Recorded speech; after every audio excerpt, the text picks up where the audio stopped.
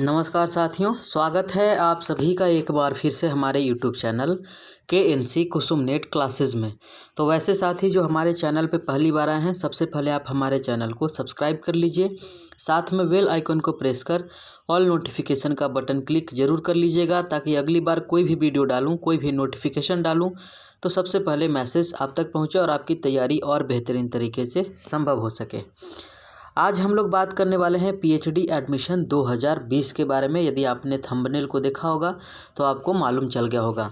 तो आइए हम लोग बारी बारी से एक एक करके चर्चा करते हैं। आप कब तक फॉर्म भर सकते हैं और किस किस विषय में कितने सीट्स निकल कर के आए हैं, और नेट JRF वालों के लिए क्या क्राइटेरिया होने वाला है, और फिर जो सिर्फ PG पास कैंडिडेट हैं उनके लिए क्या क्राइटेरिया होगा, और उसके साथ साथ जो MPhil कर रहे हैं उनके लिए क्या क्राइटेरिया होने वाला है, आपको फ़ी कितना लगेगा और किस तरह की यूनिवर्सिटी है, एक एक चीज़ के बारे में चर्चा होगी।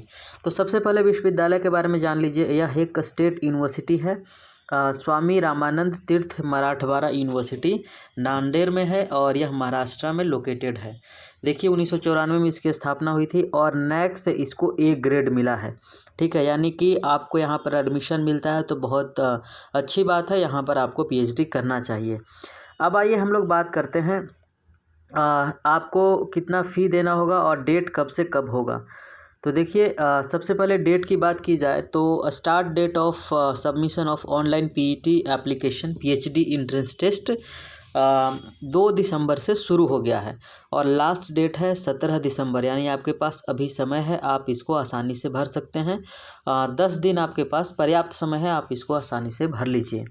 आपका जो वैसे छात्र जिनका नेट या JRF नहीं है, जिनके पास गेट नहीं है, या फिर आपने CSIR नेट क्वालिफाई नहीं किया है, तो आपके लिए एक इंट्रेंस टेस्ट होगा जो कि PhD इंट्रेंस टेस्ट के नाम से जाना जाता है। 29 दिसंबर को आपका टेस्ट होगा। ठीक है, last date of for receipt of hard copy PET examination application at universities 24 दिसंबर। यानी कुछ डॉक्यूमेंट्स आपको भेजने हैं उन छात्रों को जो एग्जेम्प्टेड हैं, यानी कि जिनके पास नेट एवं JRF है। उसके बाद फ़ी की बात करें तो फ़ी की बात है SC ST एवं PWD कैंडिडेट के लिए 1200 रुपया रखा इन्होंने, जो कि ज़्यादा फ़ी है। इतना ज़्यादा फ़ी नहीं होना चाहिए, लेकिन यदि आप करना चाहते हैं तो फ़ी तो देना ही होगा। General category and all other categories except SC ST and PWD, यानी कि जो SC ST और PWD को छोड़कर बाकी जितने भी कैटेगरी में आते हैं उनको 1500 रुपया देना होगा। उसके अलावा फॉरेन स्टूडेंट्स, यानी कि जो विदेश से छात्र आएंगे उनको 7500 रुपया इंडियन रुपीज़ में देना होगा। ठीक है, चलिए फ़ी for PET examination application processing, यानी कि यदि आपके पास नेट है JRF है तो आपको कितना फ़ी देना होगा। तो इसमें भी सेम फ़ी है, यानी कि फ़ी में किसी तरीके का कोई अंतर इन्होंने नहीं रखा है। मोड ऑफ पेमेंट की बात करें तो आपको ऑनलाइन पेमेंट करना होगा। आप डेबिट कार्ड से, क्रेडिट कार्ड से, UPI से, नेट बैंकिंग से, किसी भी तरीके से आप कर सकते हैं, चालान वाले माध्यम को छोड़कर।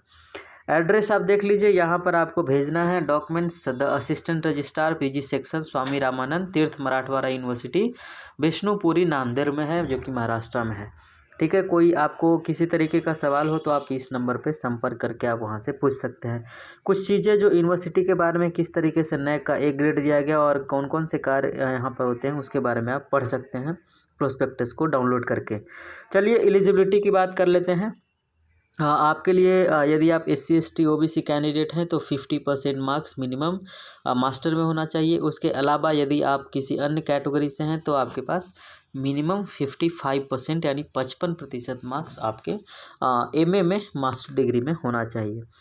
बात करते हैं registration come examination fee and mode of payment की, यानी कि रजिस्ट्रेशन के लिए फ़ी यह तो हमने आपको ऊपर में ही बता दिया, इसके लिए आपको जानने की आवश्यकता नहीं है।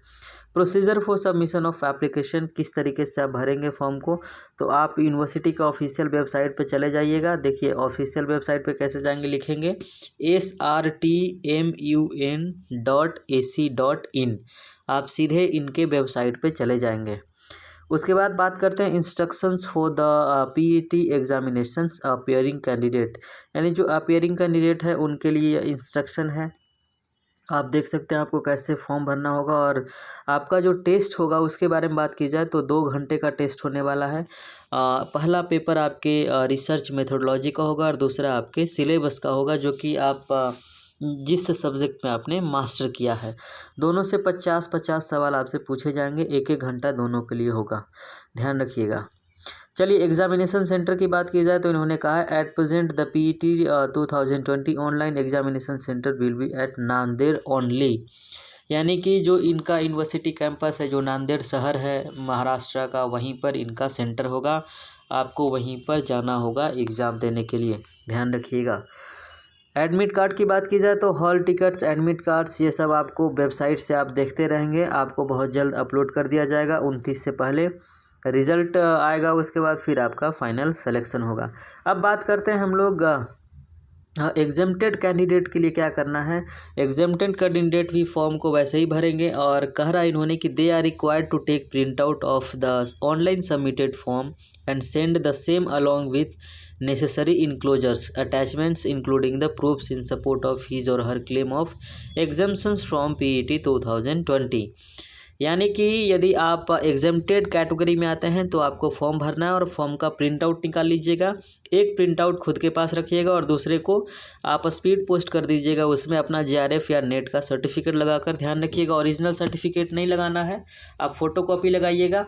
उसके साथ साथ जो और कुछ भी डॉक्यूमेंट्स की आवश्यकता है उसको भी आप वहाँ पर लगाकर और आप इस एड्रेस पे भेज दीजिएगा। एड्रेस आप देख लें स्क्रीन पे। चलिए उसके ऊपर में क्या लिखना है आप देख सकते हैं, application for PET 2020 examination mode. Subject आपका जो होगा आप लिख लेंगे। University shall not be responsible for any postal courier delays, यानी कि आप देर करेंगे तो आपका गलती होगा, यूनिवर्सिटी इसके लिए रिस्पॉन्सिबल नहीं होगा, इसलिए आप स्पीड पोस्ट कर दीजिएगा, जल्दी चला जाएगा। एग्जामिनेशन की बात करें तो कह रहा है कि qualifying PhD entrance test is now compulsory for seeking admission to PhD programme. यानी PET क्वालिफाइड करना उन लोगों के लिए ज़रूरी है जो जिनके पास नेट या JRF नहीं है। लेकिन यहाँ पर एक ख़ास बात यह है कि जिनके पास नेट या JRF है वो डायरेक्ट इनरोल ले सकते हैं, किसी भी तरीके का कुछ भी करने की आवश्यकता नहीं है, आप यहाँ पर सीधा इनरोलमेंट ले सकते हैं। देखिए यहाँ पर इन्होंने क्लियर लिखा है। पॉइंट नंबर F की बात करें तो इन्होंने क्लियर लिखा है candidates who have qualified NET SET means Maharashtra का जो सेट है state SET, GATE, JRF, GPAT, इस तरीके का आपने कोई क्वालिफाई किया है तो आप यहाँ पर डायरेक्ट इनरोलमेंट ले सकते हैं। आपको किसी भी तरीके की कोई भी परीक्षा देने की आवश्यकता बिल्कुल नहीं है। चलिए अब हम लोग बात कर लेते हैं सिलेक्शन क्राइटेरिया की। बात की जाए तो आप देख सकते हैं जिनका जो एंट्रेंस होगा वो उनका उसके आधार पे सिलेक्शन होगा और आपका JRF के बेस पे या फिर नेट के बेस पे आपका सिलेक्शन होगा। वेबसाइट आप यहाँ पर देख सकते हैं srtmun.ac.in पे आप यहाँ पर जाकर कर सकते हैं। चलिए इसमें और कुछ देख लेते हैं, और कुछ इसमें इन्होंने दिया नहीं। अच्छा चलो, गाइड आपका जो अलॉट होगा वह RAC डिसाइड करता है, सभी यूनिवर्सिटी में होता है, यहाँ पर भी वही सेम चीज़ लागू होगा। And PET 2020 is only qualifying examination. No PET or 2020 qualified or exempted candidates can claim automatic registration for PhD program।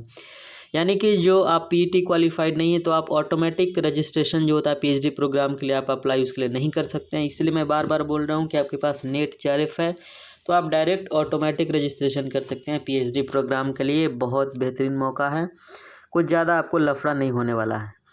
चलिए आगे बात करते हैं। आप देखिए यहाँ पर गाइडलाइंस देख सकते हैं RAC का किस तरीके से सीट का डिस्ट्रीब्यूशन किया जाता है, वो आप देख लीजिएगा वीडियो यहाँ पर रोक पॉज करके। ठीक है, चलो उसके बाद और कुछ इसमें ख़ास बातें नहीं हैं। अब हम लोग देख लेते हैं सब्जेक्ट की बात देख लेते हैं। ठीक है, सब्जेक्ट की बात देख लें कहाँ कहाँ पर कौन कौन से सब्जेक्ट हैं। तो ह्यूमैनिटीज़ की बात करेंगे सबसे पहले। ह्यूमैनिटीज़ में हम लोग इंग्लिश सब्जेक्ट की बात करें तो 68 वैकेंसीज़ हैं एंड कैटेगरी वाइज इन्होंने क्लेरिफाई नहीं किया है, इसलिए आप 68 वैकेंसीज़ ही मानकर चलें।